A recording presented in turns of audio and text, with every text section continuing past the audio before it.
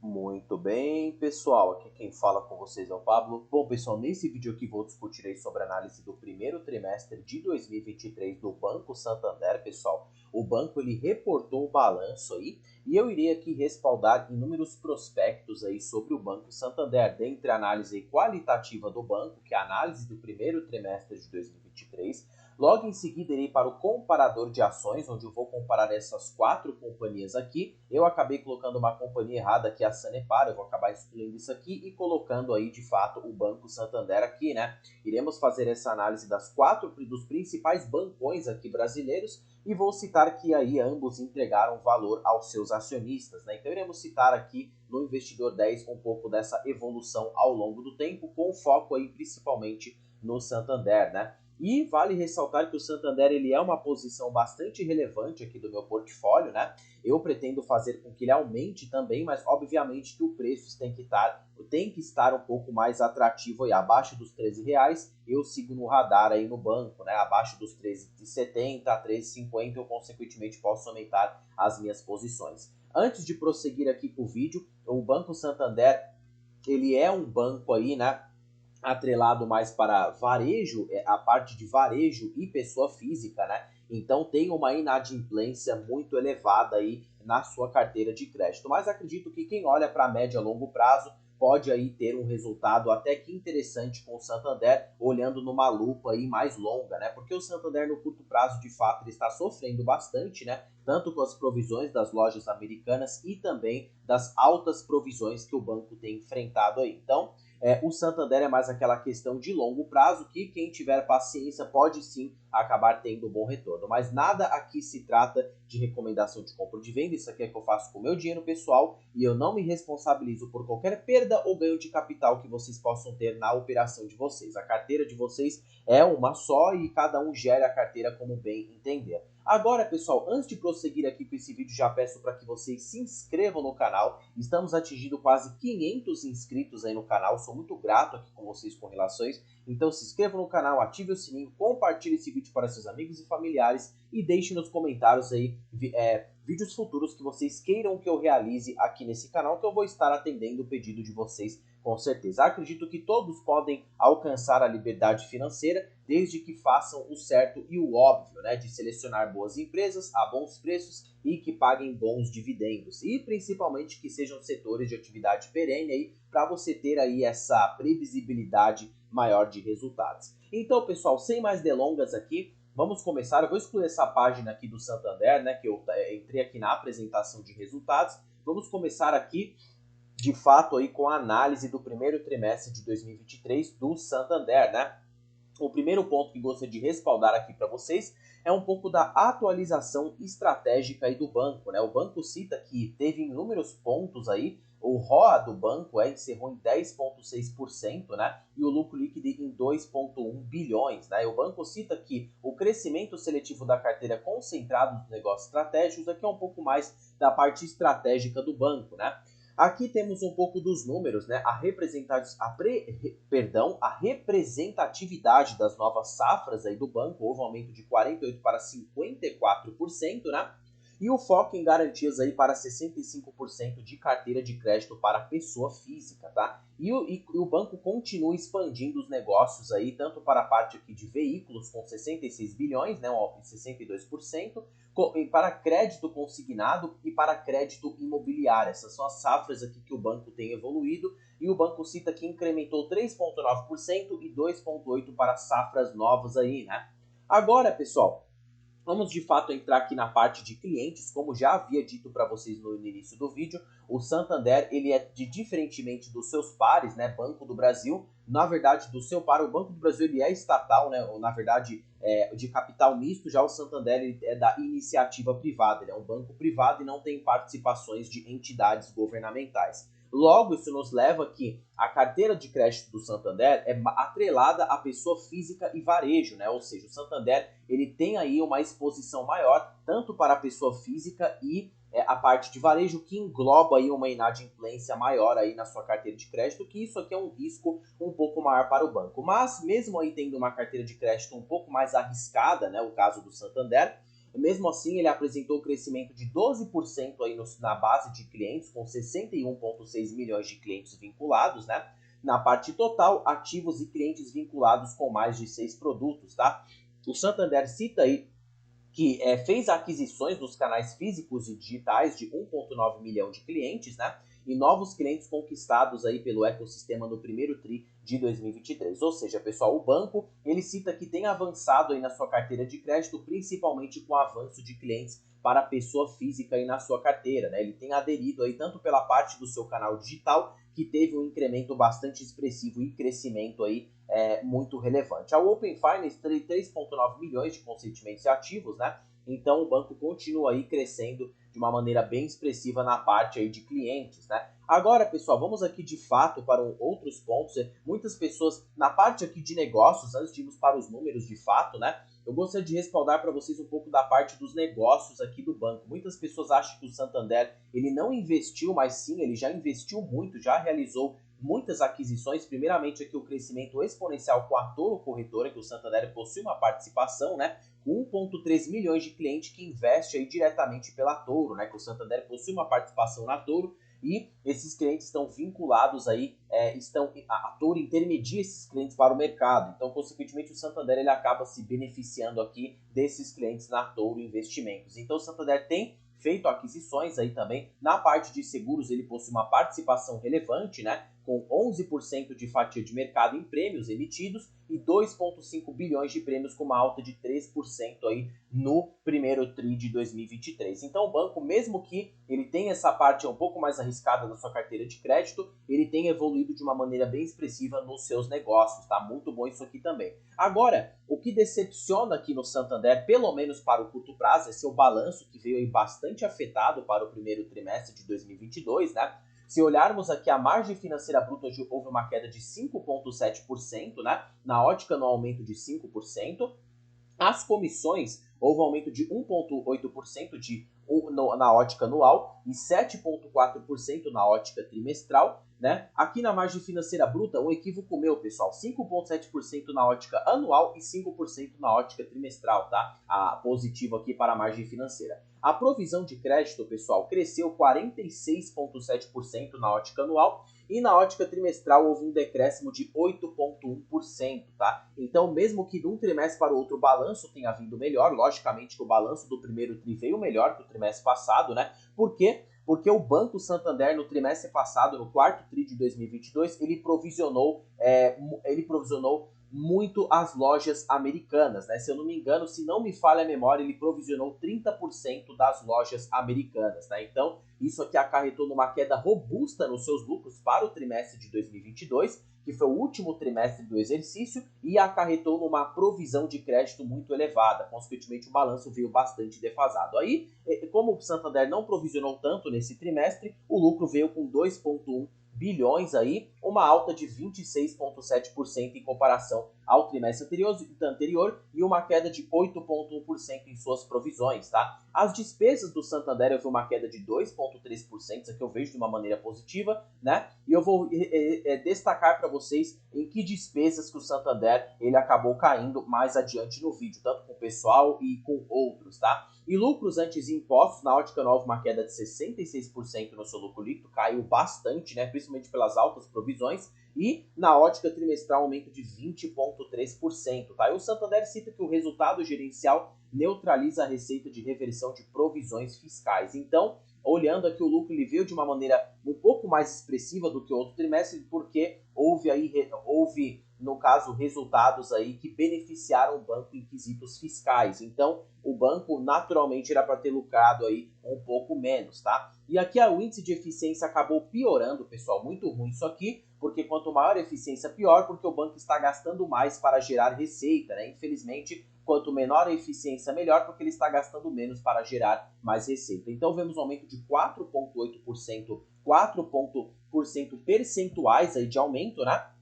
O ROA aí também acabou piorando com uma queda de 0,9 percentual e o ROI aí, que é a rentabilidade do banco, né, que é o retorno do capital, houve uma queda aí de menos 10% percentuais, menos 10 pontos percentuais. Eu sempre me confundo aqui nessa parte. Então, o banco encerrou com um ROI aí de 10,6% aí, né, com um índice de Basileia de 13,8%. Respaldar, pessoal, que o Santander ele já teve um ROI muito maior do que esse aqui já apresentado, né? Opa, peço desculpa aqui por esse problema aqui, né? Vamos, o computador ficou escuro de repente. Vamos ver aqui, pessoal, SAMB3, né? Que são as ações aí ordinárias do Santander. Eu vou pegar ela aqui como exemplo. Também dá para pegar a preferencial se vocês quiserem, né? Vamos olhar aqui, pessoal, a rentabilidade média do Banco Santander. Se a gente pegar aqui o ROI, ó, vamos pegar ROI e colocar aqui, ó, o Santander já teve um ROI de 16,9%. Então o ROI atual está realmente bastante defasado, mas acredito que no médio e longo prazo, quando essas provisões melhorarem, o banco começar a crescer aí, tanto no seu negócio, eu acredito que o Santander vai voltar a lucrar a patamares antigos, ou até mais, ou até mais que isso, né? Consequentemente, precisa ter uma visão de longo prazo e uma paciência com o banco aqui, Santander, também nesse quesito, né? Mas sempre foi um banco que sempre pagou dividendos aos seus acionistas de uma maneira bem expressiva, né? E porque ele tem aí na sua política de pagar de 50% a 60% do lucro em forma de proventos, e nenhum ano ele falhou no quesito provento. Nenhum ano o provento dele chegou a zero, pessoal. Então o banco ele sempre teve esse compromisso de pagar dividendos aos seus acionistas devido ao seu acionista controlador que quer receber proventos no exterior, né? Aqui no quesito de margem, pessoal, vemos aí a margem com clientes com uma variação positiva de 3,8% aí, né? Uma variação positiva aqui, e margens com produto aí de 3%, né? E volume 1,7%, total de margem aí de 5%. Agora entrando um pouco na carteira de crédito aqui do Santander, né? A sua segmentação para a pessoa física, vemos um avanço de 1,1%, né? Financiamento e consumo, uma queda de menos 1%, né? Menos 1,2%. Pequenas e médias empresas 0,2%, grandes empresas 6,7% e a carteira ampliada houve um aumento de 2,3% na ótica aí trimestral, tá? O Santander veio de uma carteira de crédito de 489 bi para 500 bi. E o avanço se deu principalmente na parte de pessoa física, né, que representa uma participação aí na carteira do Santander bem expressiva para a pessoa física, né? O banco tem um segmento bastante aí exposto para a parte de pessoa física, que tem aí, acarreta uma inadimplência bastante mais expressiva, diferentemente do Banco do Brasil, que possui uma carteira mais defensiva para agronegócio e pessoa jurídica. Então ele não fica tão exposto aí à inadimplência e o risco de crédito, né? Aqui para financiamento e consumo vemos 13,4%, grandes empresas 28,13% e pequenas e médias empresas 12,5%. Ele cresceu em tudo aqui e sua carteira aumenta 2,3% no trimestre, tá? Agora, pessoal, com aqui a questão de comissões, né? Para a parte de cartões, vemos aí um decréscimo em basicamente tudo, com um decréscimo de 7,4% aí. E o ponto positivo foi das despesas, como eu citei acima, né, pessoal? O Santander, ele teve uma queda de 2,3% na despesa, porque o custo com o pessoal houve um decréscimo, despesas administrativas e depreciação e amortização do banco. Aqui na parte de inadimplência, já está óbvio aqui para vocês, né, que houve um aumento bastante expressivo na inadimplência. O Santander está com 6,5% de inadimplência, né, para a parte de pessoa física. Como eu disse para vocês, pessoa física aqui, ó, tá listada aqui em cinza e ali em cinza representa pessoa física, né? Pessoa física possui um nível de inadimplência muito grande, né? E o total aí da inadimplência está em 4,5%, com avanço aí dos trimestres passados. E para a PJ, que representa uma parte muito pequena aí do segmento do banco, de 1,9%. Aqui na qualidade do crédito, né, tem avançado aí para a pessoa física, né, e para a pessoa jurídica também o mesmo em clientes totais, tá? Aqui despesas de provisões de crédito devido àquela alta provisão nas lojas americanas, né? Vocês podem perceber que o Santander provisionou 7,3 bilhões no trimestre passado e para esse TRI ele provisionou menos em 6,7 bilhões, tá? Então por isso que houve esse decréscimo aí na provisão e o lucro foi um pouco superior ao do trimestre passado. Então despesa aí com provisão de crédito para liquidação duvidosa, a recuperação de crédito e o custo de crédito também. O índice de cobertura houve um aumento também de 244%, né? Encerrou aí o trimestre com esse ponto aí de 244% no índice de cobertura. Opa, peraí que voltou a página aqui sem querer. Agora, pessoal, Vamos partir de fato aqui para a análise aí de o comparador de ações. Logo em seguida eu citarei aqui no Excel a análise de valuation do Santander, onde aqui eu englobei aqui, né, o pior cenário possível para o Banco Santander, onde ele pode despencar aí o seu lucro, porque o provento do Santander só vai cair se de fato o lucro despencar, porque o banco paga de 50% a 60% do lucro líquido, no mínimo 50% de payout e no máximo 60% em forma de dividendos. Então, eu considerei aqui que o banco lucre 12 bilhões, mas também vou fazer um cenário que ele acabe lucrando aí 8 bilhões, um cenário pior de todos aqui no Banco Santander para aí o exercício de 2023. Mas antes, vamos fazer aqui esse comparador. Primeiro, pessoal, vamos corrigir isso aqui, ó. Vamos na parte aqui de comparador de ações, né? Eu gosto muito dessa parte, pessoal. Vamos citar aqui, ó, vamos colocar SAMB3, né, que são as ações ordinárias aí do Santander. Ó, foi Sanepar de novo, pessoal. Aí sempre esse errinho aqui acontece, porque sempre aparece a ação aí da Sanepar primeiro, né? Então, SAMB3, vou colocar aqui BBAS3, que são as ações aí do Banco do Brasil, listado em bolsa, né? Vou colocar os 4 bancões aí, pessoal. Itubi3 também vou colocar, que são as ações aí do Itaú. E vou colocar BBDC3, os 4 maiores bancões aí brasileiros, né, que já tem anos e anos aí de participação no mercado, né. Se colocarmos aqui numa ótica de 10 anos, todos eles geraram valor para o seu acionista, né? E o Santander foi o banco que mais gerou valor para o seu acionista, né?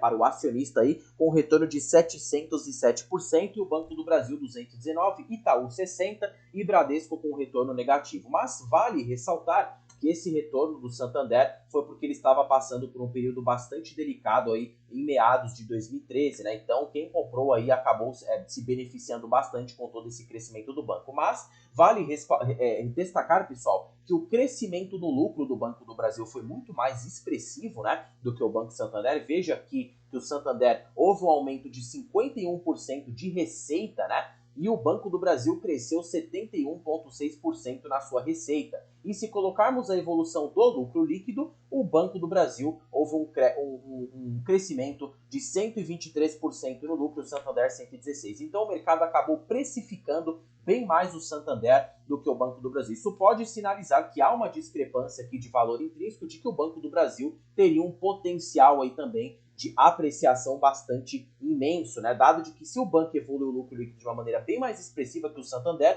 possui uma base acionária menor, o mercado não tem precificado muito bem o Banco do Brasil como ele realmente deveria estar precificado. Então podemos ver aí uma pechincha aí na nossa bolsa de valores, né? Mas cabe destacar que, como o foco principal aqui é o Santander, ele acabou gerando um valor também bem expressivo aos seus acionistas aí numa ótica aí de 10 anos, né?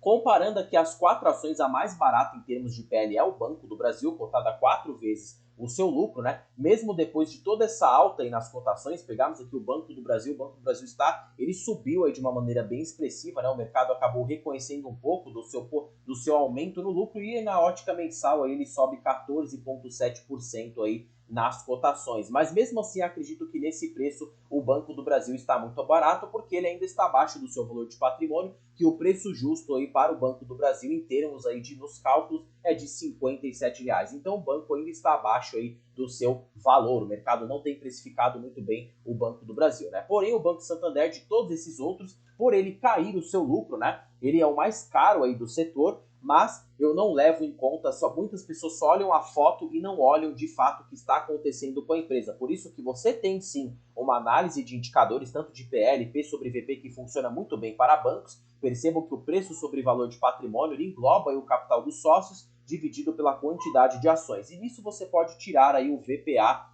e o P sobre VP, que é o preço sobre valor de patrimônio, né? Então, em termos desse indicador, o Banco do Brasil é o banco mais abaixo do seu valor contábil, né? Em segundo lugar temos o Bradesco, em terceiro o Banco Santander e em quarto o Itaú, que seria aí o banco mais caro, aí, mais premium, né? O mercado paga aí bastante caro nas ações do Itaú, né? Então, o que eu digo para vocês, olhando a foto, o Santander está realmente o mais caro de todos, portanto, não levem a ferro e fogo aqui a análise de valuation, porque o banco houve queda no seu lucro. Quando ele estava lucrando a patamares de 16 a 17 bi, né, o banco estava literalmente bem mais descontado do que o Bradesco e o Itaú sendo o segundo mais barato abaixo do Banco do Brasil. Então, eu gosto de olhar numa ótica de longo prazo, né? Como a empresa possui um potencial de crescimento expressivo, o Santander ele possui um potencial de recuperação bastante expressivo aí, podemos considerar que ele esteja literalmente muito barato, né? E vale ressaltar que o mercado já pagou bem caro nas ações do Santander,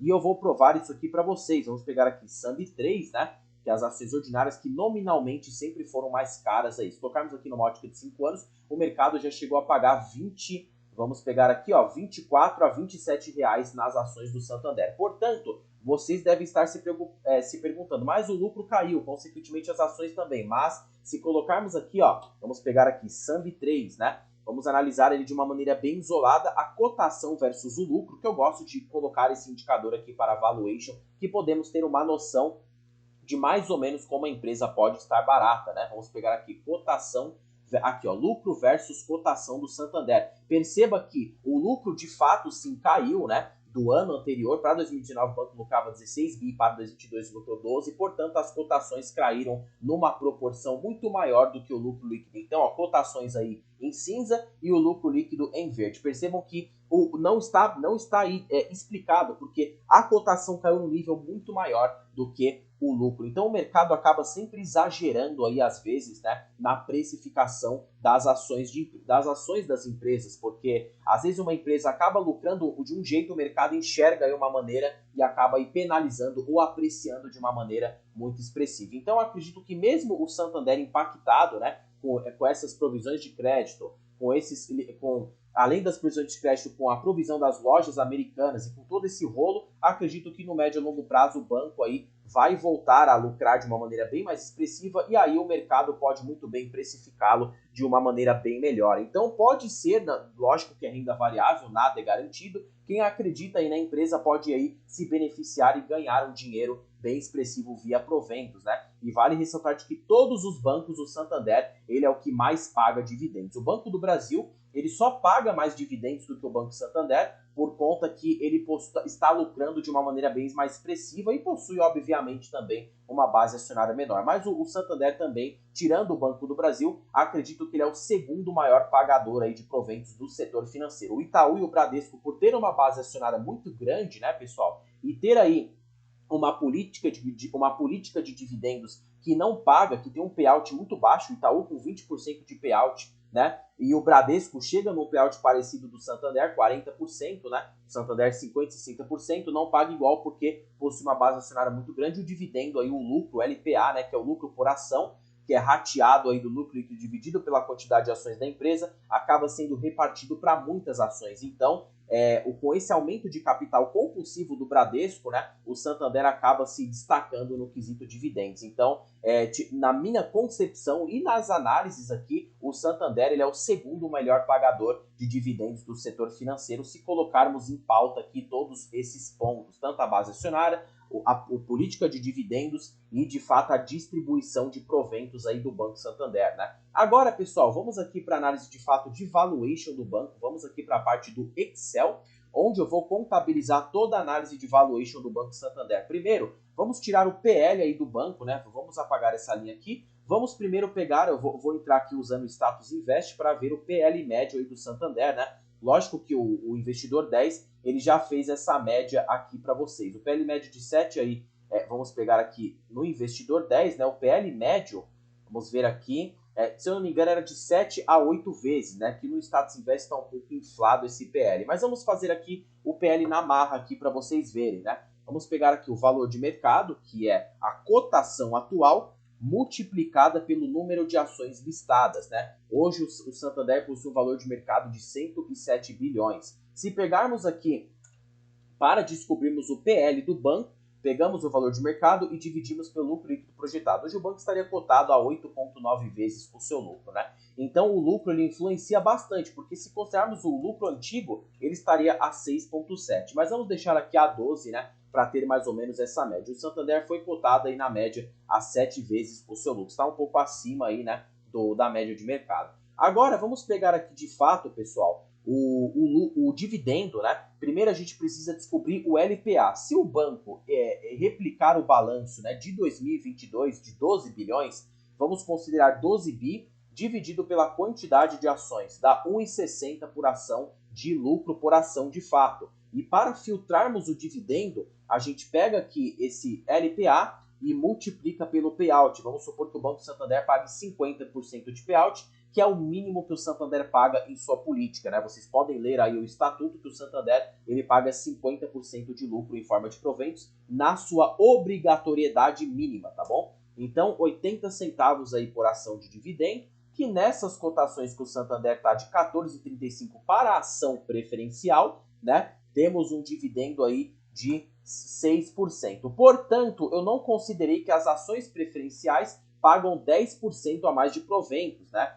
Então aí o Santander teria, no caso aí, 10 centavos a mais aí de dividendos, né, para as ações preferenciais. Então, consequentemente, fica de 6 a 7% de dividend yield, considerando o pior cenário, né? Eu vou considerar as ações ordinárias, 12,35, elas estão cotadas hoje, que fica mais fácil o cálculo aqui para vocês. Só deixa eu conferir aqui. Isso mesmo, 12,31. Vamos colocar aqui 12,31. O Santander vai pagar aí 7% de dividend yield se ele replicar esse lucro aí de 12 bi. Agora vamos considerar um cenário onde o Santander ele lucre apenas 8 bi, pessoal. 8 bi aí para o exercício de 2023. Ele pagaria o pior cenário, 4% de dividend yield, mas o lucro teria que cair muito para isso acontecer de fato. Aí o banco melhorou, se ele lucrasse 17 bi, 16 bi, que é o tanto que ele lucra normalmente, né, pagaria 9% de yield. Então, isso aqui varia muito, pessoal, porque cada investidor possui seu PM, né, que é seu preço médio de compra. Pessoas, vamos deixar naquele lucro lá de 12 bi, que é o pior cenário de todos, né? Uma pessoa que tem um preço médio aí de R$8 nas ações do Santander pode estar recebendo 10% de dividend yield. Então, por isso que eu digo, comprar barato é muito importante, porque você compra mais ações, né? E assegura um dividendo muito melhor aí em relação ao seu preço de compra. O dividendo ele é calculado, não tem como, com ações é assim, o dividendo é calculado pelo seu preço médio de compra, tá? Não adianta vocês quererem calcular, o preço de mercado ele é o principal, portanto cada investidor possui seu dividendo próprio. Eu, por exemplo, tenho um preço médio aí nas ações do Santander de R$15,90, né? Porque eu cheguei a pagar mais caro aí no Santander nas ações preferenciais. Vamos considerar aqui um dividendo de 90 centavos, né? Eu estaria recebendo aí 6% de yield na cotação que eu paguei. E é basicamente isso, pessoal. Agora vamos tirar aqui o VPA, né, que é o preço sobre valor de patrimônio, para tirarmos aí o P sobre VP principal aí, que é o preço sobre valor de patrimônio. Então, o VPA, muito simples de descobrirmos, que é o valor por ação. Pegamos o patrimônio líquido, que é o capital dos sócios da empresa, e dividimos pela quantidade de ações. Temos um VPA de R$10,93 por ação. Para descobrir o P sobre VP, pega o preço da ação, que o Santander está a 14,30, deixa eu ver aqui, tá errado essa cotação, que eu coloquei a cotação antiga que eu paguei, 14,35. Vamos pegar as ações ordinárias que fica mais fácil, né? 12,35 aí, pessoal. Agora vamos de fato descobrir o P sobre VP. Pega o preço aí da cotação e divide pelo VPA. Temos um P sobre VP de 1,13, tá? E o mercado chegou a pagar no seu valor contábil, né? Pegamos aqui o P sobre VP de 3,8. Então, em termos de valor contábil, o Santander está bem abaixo aí da sua média, né? Então, por isso que eu digo, não olhe somente a foto, olhe a empresa, leia os balanços. É muito importante que você saiba da análise de valuation, óbvio que é muito importante isso, né? Mas ela não é tudo, pessoal, não é tudo. Por mais que tenha um PL barato, abaixo aí do preço, né?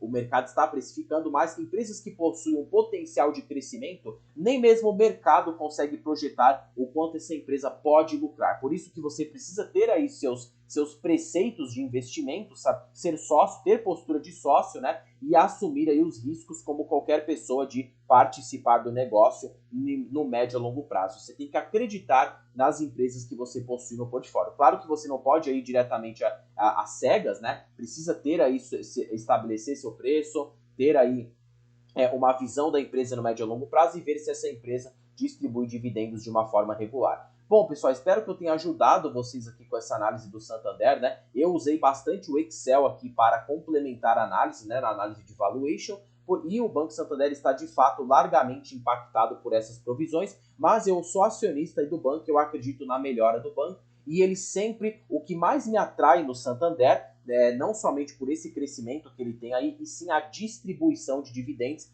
que o banco ele nunca falhou no quesito proventos, pessoal. Se a gente pegar aqui, ó, vamos pegar SAMB3, né, que são as ações ordinárias, vamos entrar aqui no investidor 10 de fato e vamos ver o histórico aí de pagamento de proventos do Santander, a média de yield aí, a média de yield de fato do banco, né? Vamos ver se a gente acha essa parte, resultados, lucros versus cotação. Como o investidor 10 ele é muito grande nessa parte, eu recomendo que vocês olhem com calma aqui o Santander, tá? Tem aqui a média histórica de dividendo, né? O dividend yield atual está em 6,7, portanto, o dividend yield médio nos últimos 5 anos foi de 7,8%. Então, sempre foi um banco, olha lá, veja em 2022, 8%, 2021, 10%, 2027, 7,4%, ele sempre distribuiu bons dividendos aos seus acionistas. Então, não tem muito o que reclamar aqui do banco, é mais essa questão delicada, que acredito que no médio e longo prazo isso aqui irá melhorar aí para a empresa, tá? E hoje a minha carteira não é composta por muitas empresas, né? Eu tenho aí Banco do Brasil, tenho aí um pouco de Copel, né? Tem o Santander aí 562 ações, tem a Taesa e a ISA CETEP, que é uma empresa também que eu pretendo aumentar as minhas posições brevemente. O Santander, eu estabeleci meu preço, né, devido a todo esse cenário nebuloso que ele tem passado, eu fico aí abaixo dos 13,70, abaixo dos 14, eu fico no radar para estar aumentando a minha posição na empresa, tá? Muitas pessoas acabaram me questionando por que eu não compro as ações ordinárias, é que eu já comecei pela preferencial, né, e para mim não tem tanta discrepância aí de preço, né? As ações preferenciais, por elas receberem 10% a mais de proventos, o dividendo fica mais ou menos idêntico. As ações ordinárias recebem só 0,2% a mais de dividendo e para mim isso não vai fazer tanta diferença. Não valeria a pena vender toda essa posição para estar migrando para a SAMB3, né? Então é basicamente isso aqui. Então, pessoal, vou terminando esse vídeo por aqui. Espero que vocês tenham gostado. Fiz uma análise bastante profunda aqui do Santander, né? Dentre a análise qualitativa, usei o Investidor 10, falei um pouco da minha carteira pessoal de ações e citei aqui a análise de valuation no Excel sobre o Banco Santander. Então, vou terminando esse vídeo por aqui. Fiquem com Deus e até um próximo vídeo, pessoal.